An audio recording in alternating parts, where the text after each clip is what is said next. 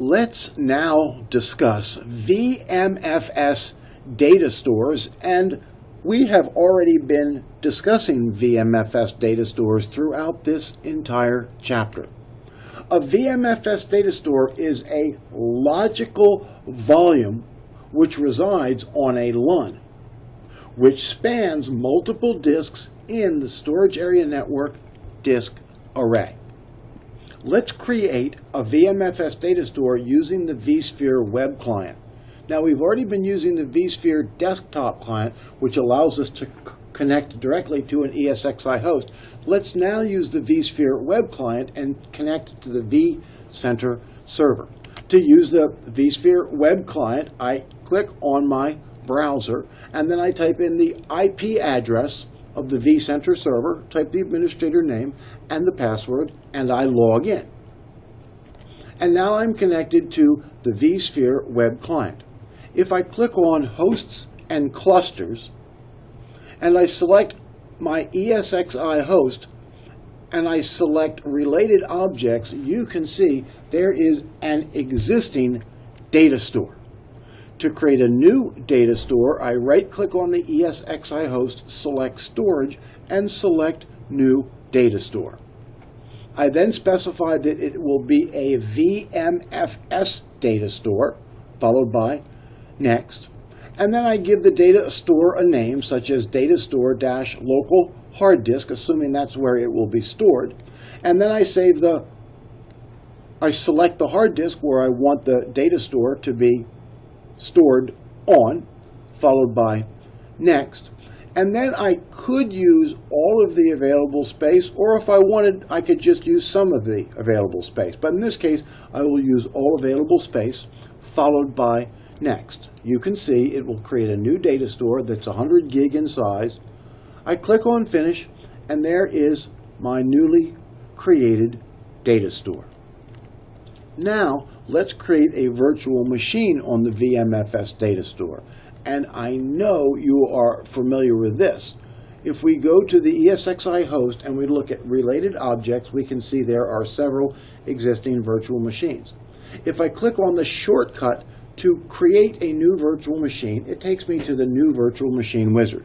I select Create New Virtual Machine, followed by Next. Then I will type in the name for the virtual machine, followed by Next, and I will select the ESXi host where this virtual machine will be, followed by Next. Then I select the data store onto which I want to install this virtual machine and the virtual hard disk. And in this case, it will be the data store that I just created, the one called Datastore-local hard disk. After I have created the data store, I can view the virtual machine files on the VMFS data store. To do that, I select the data store, right-click, and select Browse Files.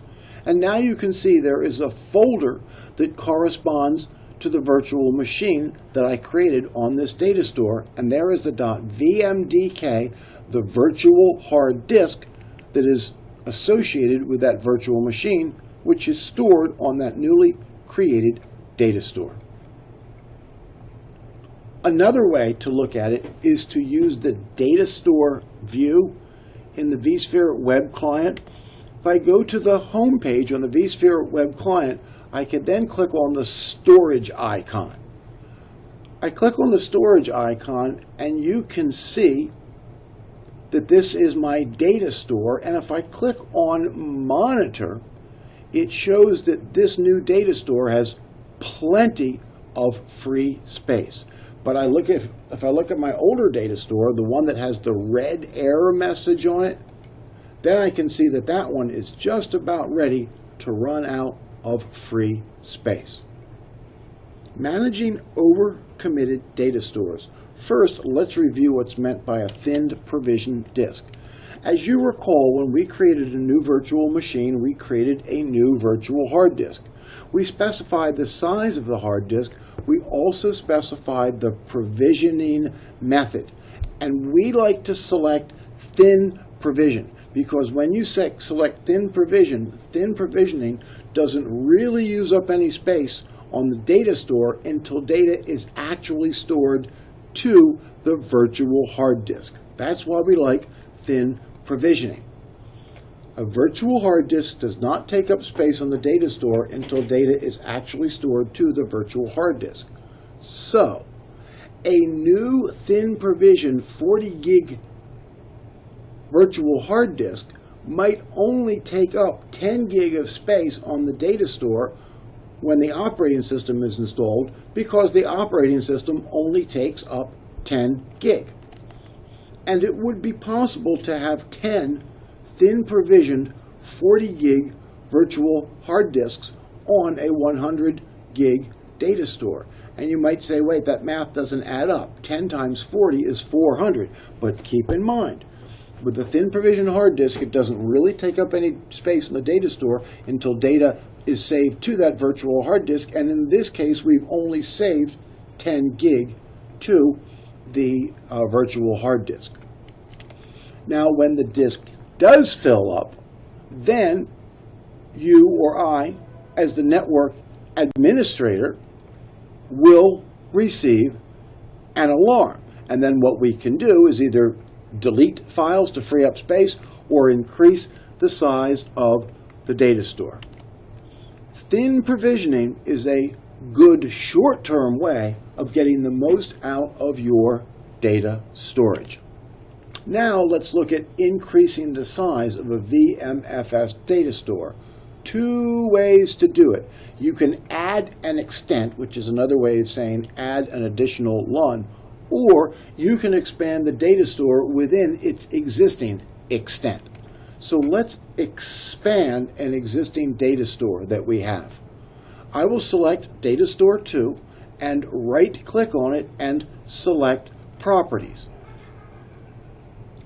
I will select the disk from which I want to use extra space on, followed by Next. And then we can see that the free space will be used to expand the VMFS volume. Click on Next, and I will use the maximum available space, followed by Next. And then you can see it will create, or it will increase the size of the VMFS data store to 200 gig. I click on Finish, and there is the new data store, which is 200 gig. I click on Close, and now we can see that Datastore 2 is now 200 gig in size. Unmounting versus deleting. It works the same way as it does in NFS when we discussed it earlier in the course. If you select the data store and you select unmount, that simply disconnects the data store, but it doesn't delete the data. You can reconnect it later. But if you select delete, not only does it break the connection, but it deletes all the data in the data store. Unmount simply disconnects, delete deletes data.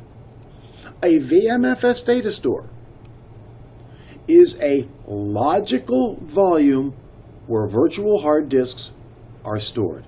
And this concludes